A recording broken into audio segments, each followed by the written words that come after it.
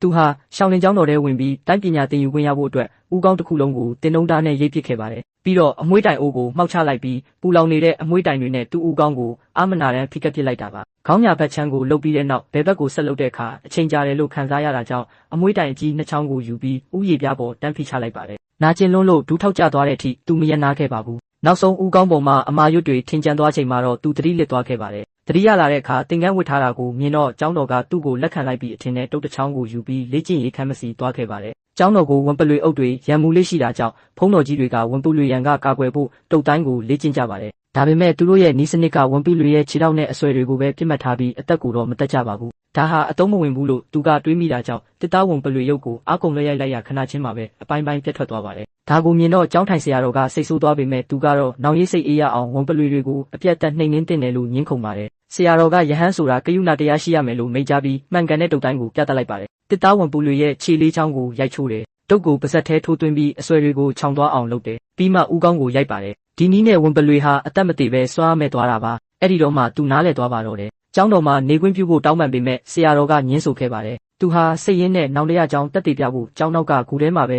နေတိုင်းတုတ်တိုင်းကိုကျင့်ကြံပါတော့တယ်။ဂူဝကနွယ်ပင်တွေကိုတုတ်နဲ့ရစ်ပတ်လိုက်တပင်ချင်းစီမပြတ်သွားအောင်ပြန်ဖြေလိုက်နဲ့လေ့ကျင့်တယ်လို့ကျောက်ဆောင်ပေါ်ကနေရေမျက်နှာပြင်ကိုတုတ်နဲ့အဆက်မပြတ်ရိုက်ခတ်ပြီးစွမ်းအားထိန်းချုပ်မှုကိုလေ့ကျင့်ပါတယ်။ဒါကိုဆရာတော်ကတိုက်ဆိုင်မြင်သွားပြီးသူ့ရဲ့ပြောင်းလဲမှုကိုတွေ့ရတဲ့အတွက်အခွင့်အရေးတစ်ချိန်ပေးဖို့ဆုံးဖြတ်လိုက်ပါတယ်။ဒါပေမဲ့သူဟာတစ်သားဝန်ပလွေဖြူဟာကိုကြော်ဖြတ်ရအောင်မှာပါ။တစ်သားဝန်ပလွေရဲ့အဆွဲကိုချောင်အောင်လုပ်နိုင်ရုံနဲ့သူအောင်မြင်မှာဖြစ်ပါတယ်။ဆရာတော်ကဝန်ပလွေရုပ်ကိုထိန်းချုပ်ပြီးသူ့ရဲ့တိုက်ကွက်တွေကိုပိတ်ဆို့ထားသလိုအမီးနဲ့ခြေလက်တွေနဲ့လည်းပြန်လည်တိုက်ခိုက်ပါတယ်။သူဟာအကွာဝေးကိုထိန်းပြီးအခွင့်အရေးကိုစောင့်ကြည့်နေခဲ့ပါတယ်။ဝန်ပလွေရုပ်လည်းပတ်သွားတဲ့အချိန်မှာပဲသူဟာအဆွဲတွေကိုပြင်းပြင်းထန်ထန်တိုက်ခိုက်လိုက်ပါတယ်။ဆရာတော်ကဝန်ပလွေပါးစပ်ကိုပိတ်ဖို့ကြိုးစားပေမဲ့သူကအားနည်းချက်ကိုမြင်သွားပြီးတုတ်ကိုပါးစပ်ထဲတန်းထိုးသွင်းကအဆွဲတွေကိုရိုက်ချိုးလိုက်နိုင်ပါတယ်။ဒီတစ်ခါမှာတော့အဆွဲကလွှဲရင်ဝန်ပလွေရုပ်ဟာဘာမှမထိခိုက်ပဲငကိုအတိုင်းရှိနေခဲ့ပါတယ်။ဆရာတော်ဟာဂတိအတိုင်းသူ့ကိုတပည့်အဖြစ်လက်ခံလိုက်ပါတော့တယ်။